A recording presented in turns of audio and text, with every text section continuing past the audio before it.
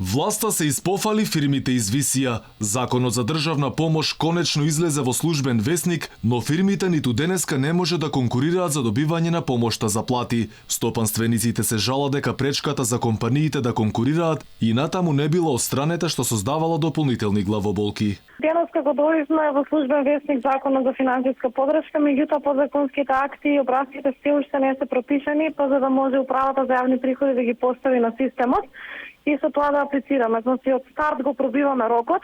Фирмите се во тотална неизвестност, многу од нив нема да исплатат плата, чека оваа финансиска подршка и товарот е повторно на нас сметковителите, затоа што и ние не знаеме веќе што да одговориме и што да кажеме. Неофицијално мора да се продолжи рокот, заради тоа што институциите не се подготвени, но секој ден е неизвестен и од ден на ден е се потешко да се издржи оваа ситуација.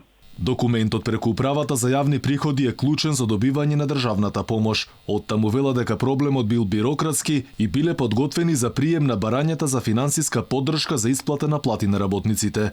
Веднаш по објавата во службен весник на правилникот за формата и содржината на барањето за финансиска поддршка за исплата на платите на работниците, УЈП ќе ги постави образците и ќе бидат достапни за аплицирање на финансиска поддршка. Инаку рокот за државна помош е до денеска. Зошто се доцни со процедурите прашавме и во Министерството за финансии. Оттаму кусони одговорија дека се правил напор рокот да биде пролонгиран до петок. Ова дополнително ја комплицира и онака сложената ситуација околу исплатата на платите на работниците, зашто веќе е речиси половина ноември, а парите се за октомври. Надлежните побара од газдите на фирмите да исплатат плати од сопствен джеб, а потоа ќе им се рефундирале средствата. Но прашањето е дали тие ги имаат тие пари, зашто ситуацијата е и повеќе од лоша. Каква е состојбата доволно зборува податокот дека без плати или со нередовни примања се нешто повеќе од 100.000 работници. Инаку мерката за помош за плати е дел од антикризниот пакет кој помина во собранието. За оваа намена беа издвоени 70 милиони евра.